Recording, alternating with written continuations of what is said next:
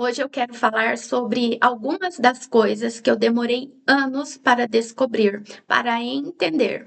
E hoje, com mais velha e com mais clareza, aprender estas lições e poder transmitir para que outros aprendam com o meu exemplo é algo realmente motivador para vir aqui gravar e falar com você. Algumas dessas lições eu demorei mais que 30 anos, porque algumas dessas questões começam na minha adolescência. Vamos falar sobre a aparência. Eu sempre tive pessoas ao meu redor para criticar a minha aparência física. Então, ora eu estava muito gordinha, ora o meu nariz não era bonito o suficiente, ora as escolhas de roupas que eu fazia não eram as ideais para a idade, para as ocasiões, ou eu não tinha muita noção de moda e deveria a sugestão que me davam é que eu deveria me espelhar em alguém da minha idade ou algumas das minhas amigas. E eu nunca cedi a isso. Embora por muito tempo eu tivesse um pouco de complexo até com o meu nariz, eu resolvi fazer as pazes com o formato que ele tem, porque eu não estava disposta a passar por um procedimento cirúrgico. Então era aceitar e tirar fotos, gravar vídeos e viver com este nariz ou de fato preparar a minha mente para um procedimento cirúrgico.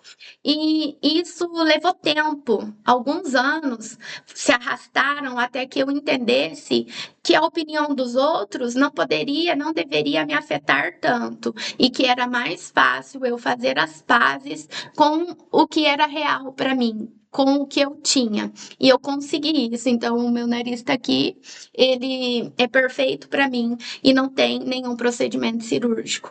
Uma outra questão foi a questão do sobrepeso, né? Então, eu sempre fui gordinha, sempre mesmo.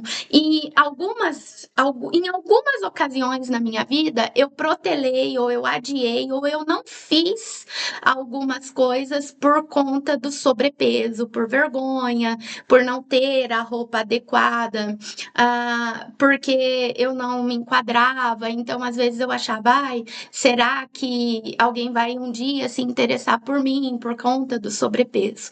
Enfim, essa foi uma lição também que eu superei depois de alguns anos, mas eu superei ela bem. Tanto que hoje eu estou no máximo que eu já atingi em algum, assim, na minha vida, sabe? Eu nunca tinha pesado tanto, mas eu estou aqui, frente a uma câmera, falando sobre isso. Acabei de vir de uma viagem também na praia e estava lá com o meu biquíni.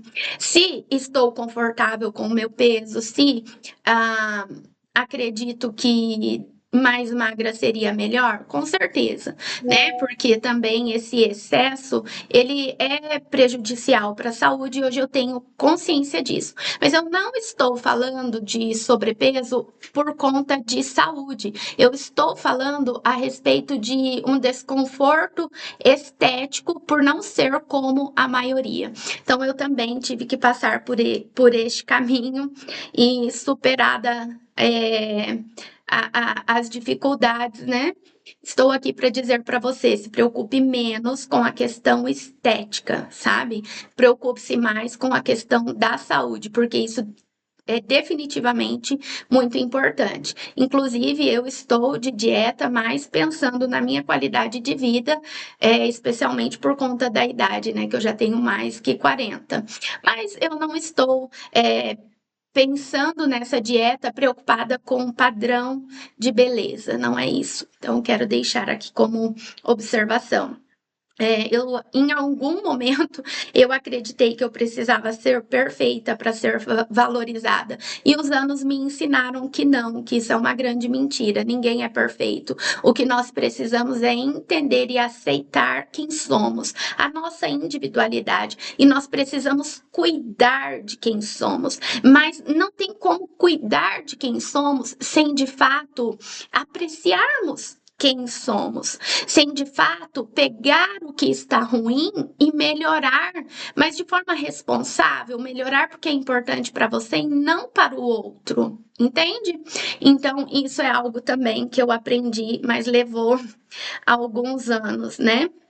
Eu também passei por fases onde eu me sentia culpada por dizer não, por não agradar todo mundo. Eu também tive alguns altos e baixos na minha vida e eu tive muito medo de falhar, medo de recomeçar, medo do que as pessoas poderiam pensar. E isso foi superado, mas com muita oração, com muita leitura, sabe? Com muito exercício interno de autoavaliação, de responsabilização pelas escolhas erradas que eu fiz também, porque muitas das situações ruins que me aconteceram, lógico que eu tenho culpados, que eu tenho situações na vida onde eu fui vítima de algumas coisas ruins, mas nem todas elas. Algumas das situações ruins que me aconteceram foram escolhas ruins. E fazer as pazes com os meus pontos de falhas e entender que ou eu abraçava a situação e melhorava, ou eu ficaria naquele ciclo, foi também crucial. Uma outra coisa que eu aprendi e isso demorou também alguns anos. Na verdade, eu não tive este problema na juventude, mas eu tive a situação para resolver no interior após os 30. Mas acordar e despertar para isso foi libertador, que era um sentimento de que eu precisava, sabe, sempre agradar, que eu precisava de alguma forma ser resgatada por alguém ou diante da situação a qual me encontrava. E uma das coisas que me prejudicou muito nesta fase foi a religiosidade, porque eu era ministrada de que Deus tinha planos para mim, Deus tinha propósito para mim, Deus tinha ministério para mim, Deus tinha algo grandioso para eu executar. Então eu fiquei olhando para a situação contrária e adversa e eu fiquei pensando, se Deus tem este propósito, então ele vai se manifestar e vai me resgatar desta situação. E foi através da oração, e aí silenciando vozes, porque eu ouvia isso de pessoas, e só que as circunstâncias não eram condizentes. Então eu precisei fazer a minha escolha pessoal e silenciar as vozes que me diziam isso e olhar para a situação e falar: eu escuto muito isso, mas nada muda. Então, eu vou trazer a responsabilidade para mim e eu vou ver o que é que eu posso fazer com a bagunça que está na minha frente para que as coisas mudem, porque acreditar que Deus tinha um propósito na minha vida, mas sem tomar uma atitude e me ocupar e me responsabilizar pelas coisas que precisavam mudar, não adiantava. Eu precisava me responsabilizar. Então eu silenciei algumas vozes, eu busquei a Deus para ser curada da religiosidade, porque a religiosidade ela te cega e te leva para um lugar de orgulho onde você pensa assim: ai, Deus está obrigado a cumprir a promessa que ele me fez. Mas obrigado até que ponto? Porque para que as promessas dele se cumpram em nossas vidas, é importante que nós também estejamos curados e bem posicionados. E também que venhamos a produzir frutos, ou seja, ter clareza a respeito do que você quer e acreditar que dentro do que você se responsabiliza neste caminho, Deus, ele te abençoa, te prospera e faz com que as coisas se materializem. Mas a parte fundamental é que você não acredite numa ilusão de que alguém virá resgatá-lo. Nem Deus. A verdade é que a vida que você tem é uma vida só. E você cria ela. E para você criar esta vida que você acredita que Deus te prosperará, te honrará com um propósito específico, você precisa se libertar da ilusão de que ele te deve alguma coisa. E isso é muito inconsciente em nós, porque eu tinha o pensamento: ai, por que isso está acontecendo para mim?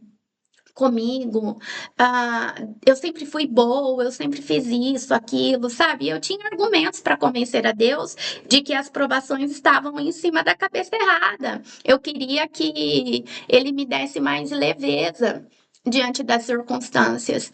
Então, eu precisei quebrar com esta ilusão e entender que ninguém vinha me resgatar, que eu era responsável por mim mesma. E eu precisei ajustar o meu emocional, o meu espiritual, mas também o meu racional. Entender que a lei da matemática, ela é imutável e que eu precisava fazer a minha parte.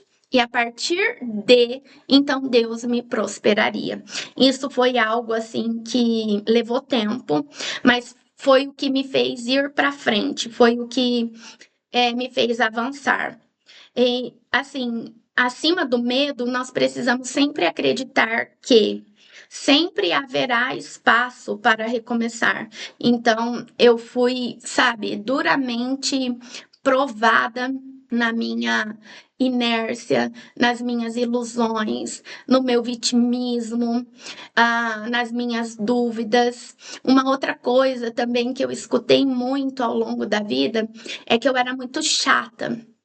E quando eu orei a Deus sobre isso, aquela voz suave, aquela doce voz do Espírito Santo disse para mim assim: todas as vezes que você foi acusada, né, julgada e chamada de chata, você estava se defendendo de alguma coisa. Então você não é chata. Na verdade, você é uma pessoa muito pontual, muito esforçada e muito carinhosa. E eu estava tão acostumada a ouvir que eu era chata que eu pensei, como assim que eu sou carinhosa, sabe?